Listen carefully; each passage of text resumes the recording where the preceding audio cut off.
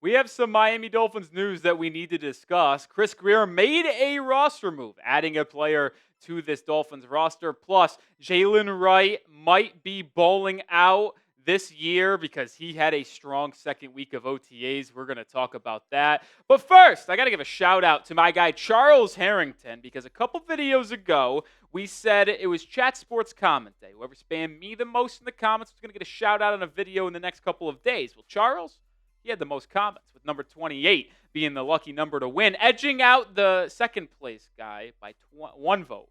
The other person had 27. So shout out to you, Charles. Appreciate you for being a supporter down in the comments. All right, roster move for Miami. They signed a defensive tackle, Ben Stille. Not the biggest name, but it might sound familiar because he's actually been with the Miami Dolphins in the past. We'll discuss that here in a second. But help us out, be a real one, share today's video because we're talking Jaylen Wright news, we're talking roster news, and, well, friends and family members might have missed it. So help them out, share, Twitter to X, click post to Twitter X. You can do it over text, over Facebook, Instagram, don't matter to me. Help us out, share the video today. All right, the name might sound familiar because, well, he's actually been with Miami in the past. This is going to be his second stint with the Dolphins. He was on the Dolphins Practice Squad in 2022 following the Miami Dolphins signing him out of Nebraska as an undrafted free agent. And he's been around the block in the last couple of seasons. He was with the Dolphins, he was with the Cleveland Browns, he was most recently with the Tampa Bay Buccaneers, but he's made a lot of noise as well for the Arizona Cardinals. Now, not to say this is a player that's going to stick on the roster for long. He has not had the best career. He has appeared in 18 games, which, I gotta be honest, for half the players we do these videos about this late in the offseason about the Dolphins signing or releasing, might be some of the most productive numbers that we've seen. Having 2 sacks, 1 TFL, 3 QB hits. Now, these stats are across his entire career, not just with the Dolphins, but he is a player that has appeared in some actual NFL regular season games rather than just being in the preseason. So, you know what? Ben is coming back for a second time around. So why not show him some love? Usually we're typing BS for the refs on Sundays during the season, but we'll do it now for Ben Stille. Get in the comments and spam BS down for me. Now, Ben Stille joins the defensive line room where he is going to have an uphill climb to potentially make this roster, and I think everyone can come up here and say he probably doesn't make the 53-man roster.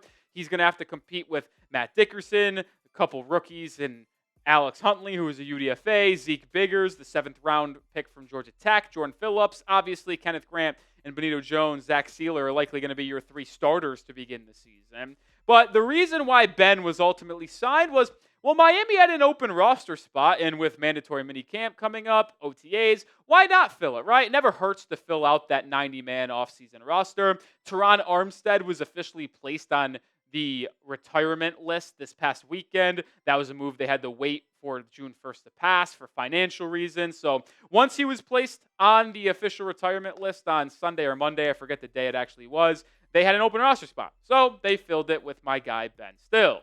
So that's it on Ben. Next up on the show, we're going to be talking about Jaylen Wright balling out in the second week of OTAs and how he is in line for a larger role in year 2 after being a 4th-round pick from Tennessee in 2024. But I do got to tell you all about today's sponsor, and that is PrizePicks, the daily fantasy sports platform I play every single day. And even though Dolphins football is not here, you can still get in on the action with basketball, baseball, hockey, and much more.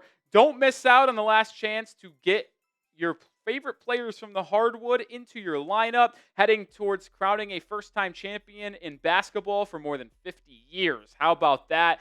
Pick points, rebounds, assists, more or less on a few player stat projections, gets you a chance to win up to 2,000 times your cash today.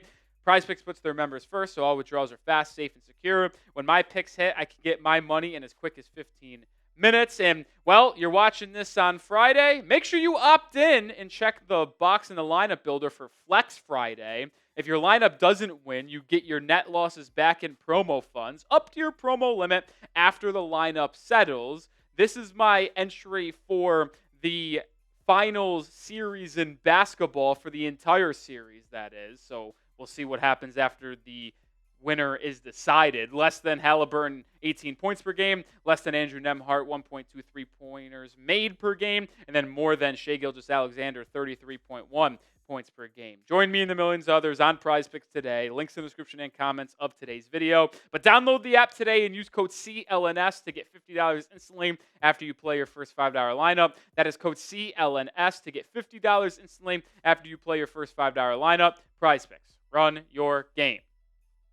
Let's get over to Jaylen Wright, the speedy back, who I am very excited about to see him in year 2. Well, the reason why I wanted to talk about him, it originally sparked from the fact that in the final OTA practice on Thursday, Jaylen Wright was donning the orange jersey. And, well, if we do not know what the orange jersey is, I'll remind you once again. Orange jersey means you had the best practice the day before, the practice before, in the coaching staff's mind. We've seen Chop Robinson wear it. We've seen Jalen Phillips wear it. Tua Tagovailoa. We've seen some of the top players, including Storm Duck and Ethan Bonner, even don the orange jersey. But the point is this. He actually had a really good week at OTAs this week. You didn't hear much about Jaylen Wright balling out in the first week of OTAs, but this past week, you heard him break off a long run, which we'll talk about here in a second. And then with him wearing the orange jersey, it only confirms that he has looked very strong in practice. We've seen some clips as well as him catching some passes from Tua Tagovailoa,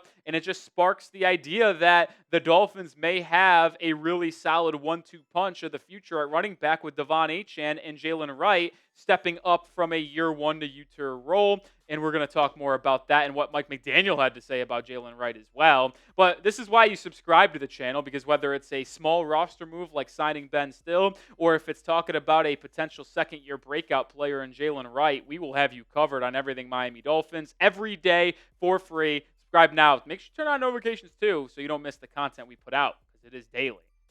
All right, we talked about a long run that Jaylen Wright broke at OTAs. We talked about the actual run on Tuesday, but I wanted to re-hit it because Jaylen Wright, according to Travis Wingfield, who was there and one of the many Dolphins media members and reporters watching practice, analyzing, sending out tweets, said that Wright had what would have been likely a 70-yard touchdown, hit a well-blocked front, and then hit that extra speed gear, which we just saw last year as well as at the Combine, running a sub 4.4, and just leaving linebackers and some of these corners and safeties in the dust. I am very excited about Jaylen Wright. And well, another reason why I'm excited is because of what he has done already to his body from year 1 to year 2. Wright was at the podium following Tuesday's practice, talking to reporters, and said that it was very beneficial to learn behind Raheem Mostert, Jeff Wilson, Devon Achane as a rookie last season. But this is the part that's really interesting. He said that he's added about 6 pounds of muscle while losing body fat. I mean, talk about a player who is honed in on his craft, keeping care of his body. I try to lose body fat and add muscle. I don't do it well. Maybe it's because he has nutritionists to keep him in check. Maybe that's that, but maybe he's also more locked in than I am. Either way, Jaylen Wright adding muscle, keeping or losing body fat is very impressive because he is a little bit of a smaller guy, but he does have a very good blend of vision, balance, physicality, and that burst that we saw last season, but also at the Combine, that just makes you giddy about him complimenting Devon Achane. And Mike McDaniel feels very good about Wright entering his second season as well. Reporters asked McDaniel about Jaylen Wright, and he said that when we had exit meetings, I talked about Jaylen Wright, about being able to non-verbally communicate to me his hunger for an increased role. And after 4 OTAs in, I can see him following through with that. We talked about Jaylen Wright being a budding breakout candidate on a video a couple weeks ago. And I shared how excited I am for his second year. Well, I am just through the roof. And the more I hear about Wright, the more I get excited. This guy was a player Miami clearly liked. They traded a third-round pick in the 2025 draft with the Eagles to get the fourth-round pick in 2024. So they traded a future third to get a fourth to get this guy because that's how much Mike McDaniel, Chris Grier, valued his potential long-term role with this Dolphins football team. And I expect with Raheem Mostert gone, Jeff Wilson gone, Wright to have that ability to be RB2 on this roster and be complemented well himself with the short yardage backs that Ollie Gordon and Alexander Mattison are. So we've asked this question in the past, and I want to ask it again.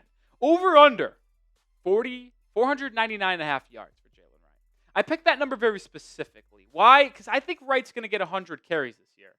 And I think he's very capable of averaging 5 yards a carry, especially with his blend of speed and the upgrade up front for this Dolphins O-line.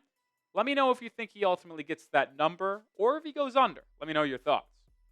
Wright last year got 68 carries for 249 yards. He had a really good game against the New England Patriots in week 5, I believe it was. Week 5 for sure, where the New England Patriots ultimately lost to Miami. And Wright had 80 yards on 13 carries. Mostert had about 13 carries for 80 yards as well. Achane wasn't going in that game. But Wright wasn't really that productive outside of that game. That was really the highlight of his season. I expect him to bounce back a lot more this upcoming year. I mean, you see the carries, you see the yards, you check out the average. It's not really that good. It's low threes. There's just no way that happens again. And I do expect him to ultimately be the RB2 on this roster. You saw that 68 carries. I'm projecting closer to 100. If he got 68 last year as a rookie that started RB4 on the depth chart behind Achane, Mostert, and Jeff Wilson, I could only imagine that he's a guarantee for triple-digit carries as he starts as the RB2 in all likelihood. Yeah, Mattison will likely get the most short yardage carries, but with Achane being a weapon in the passing game, that really frees up Jaylen Wright to be a person who gets a lot of carries on first, second, and even third downs. The truth is this, when you talk about the backfield in Miami, Devon Achane can't be worked as much as he did last season. Devon had over 200 carries in 2024. I love him a lot. I can't get enough of Achane. But he's 5'9". He's very undersized in terms of his frame as well. That running back profile simply will not last more than 5-6 years in the NFL if he consistently gets over 200 carries. Achane is less of a workhorse running back, but more of a weapon that you use on perimeter touches, jet sweeps, screen passes, just running routes in general from the slot as well, because he can force mismatches with opposing teams if a linebacker goes on to him. Achane is a weapon. Jaylen Wright has more of a tendency and a profile to be a 3-down back. He's also really good in pass protection, blocking. So Wright will find himself on the football field to give Devon Achane breaks. That's also why they drafted Ollie Gore in the 6th round and signed Alexander Mattison to a 1-year deal in free agency.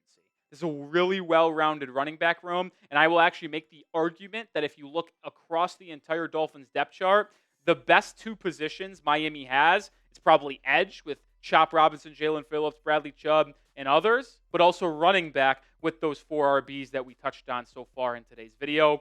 Running back, I feel very good about this group, especially Jaylen Wright entering year 2. That will do it for this episode of Dolphins Today. Appreciate everybody for hanging out with us. If you have not subscribed already but are still watching, clearly like what we're doing, what are you waiting for? Join the channel today for daily content.